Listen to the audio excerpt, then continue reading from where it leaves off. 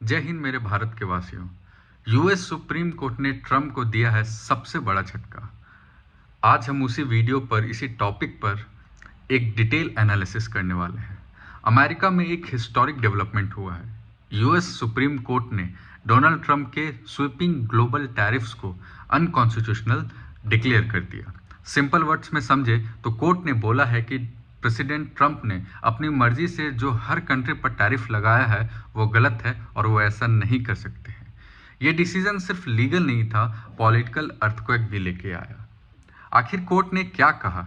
Supreme court ने कहा कि सुप्रीम कोर्ट का 6/3 मेजॉरिटी वर्डिक्ट है। मतलब कोर्ट ने ये क्लियर बोला कि टैक्सेशन पावर कांग्रेस का भी अधिकार है। मतलब प्रेसिडेंट यूनिलैटरल डिसीजन लेकर ग्लोबल इंपोर्ट ड्यूटीज इंपोज नहीं कर सकते। ट्रंप ने 1977 के इमरजेंसी पावर्स का लॉ यूज करके टैरिफ लगाया था। पहले के प्रेसिडेंट ने इस लॉ का यूज सैंक्शन के लिए किया था, लेकिन प्रेसिडेंट ट्रंप ने इसको ब्रॉडर ट्रेड टैरिफ के लिए यूज कर लिया ऑलमोस्ट हर कंट्री पर। कोर्ट ने कहा ये अथॉरिटी आपके पास नहीं है। सबसे इंटरेस्टिंग बात यह है कि 10 रिपब्लिकन अपॉइंटेड जजेस भी ट्रम्प के अगेंस्ट वोट करती है। यानी ये सिर्फ डेमोक्रेट वर्सेस रिपब्लिकन इशू नहीं था, ये कॉन्स्टिट्यूशनल अथॉरिटी का भी इशू था। ट्रम्प की पॉलिसी का कोर क्या था, आइए हम ये समझते हैं। पिछले एक साल में ट्रम्प का foreign policy tool kit almost एक ही वर्ड पे भसा हुआ था, वो था टैरिफ। चाइना से डिस्प्यूट हुआ, टैरिफ लगा दिया। इंडिया ने ऑयल रशिया से खरीद लिया, टैरिफ लगा दिया। कनाडा ट्रेड कर रहा है, टैरिफ लगा दो। यूरोप डिसएग्री होता है तो टैरिफ लगा दो। टैरिफ ट्रम्प के लिए प्रेशर टूल था और इकोनॉमिक वेपन भी। लेकिन कोर्ट ने बोला आप कांग्रेस को बाईपास नहीं कर सकते हैं। सबसे बड़ा कंफ्यूजन क्या है, टैरिफ देता आखिर कौन है? तो बहुत लोगों को लगता है कि जब अमेरिका किसी कंट्री पर टैरिफ लगाता है तो वो कंट्री टैरिफ भरती है, जबकि ऐसा नहीं है।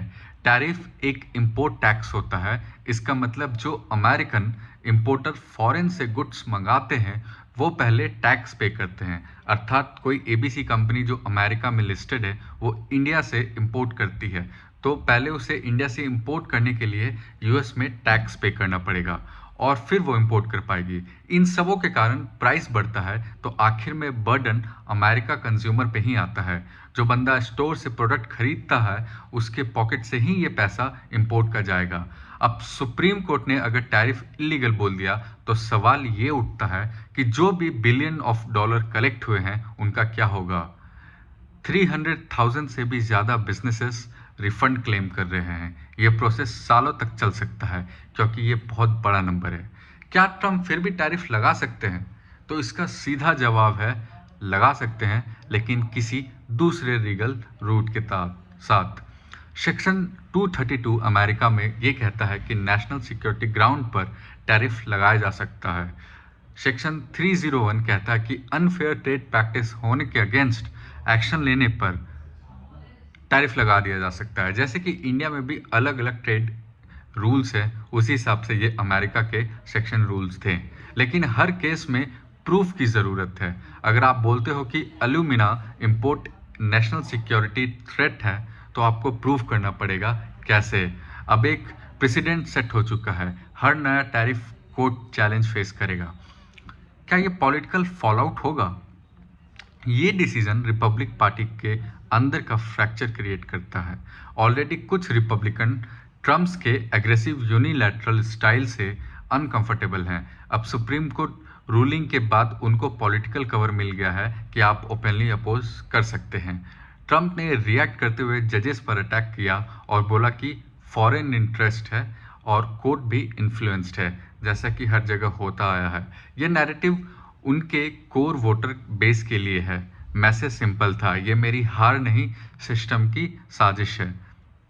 लेकिन लीगल रियलिटी डिफरेंट है। अगर एडमिनिस्ट्रेशन चाहे तो सुप्रीम कोर्ट डायरेक्टिव्स इग्नोर करता है तो स्टेट लेवल कोर्ट और लॉ सूट्स का सिलसिला शुरू हो सकता है। अमेरिका में 50 स्टेट्स हैं और हर स्टेट का अपना लीगल सिस्टम चेन है।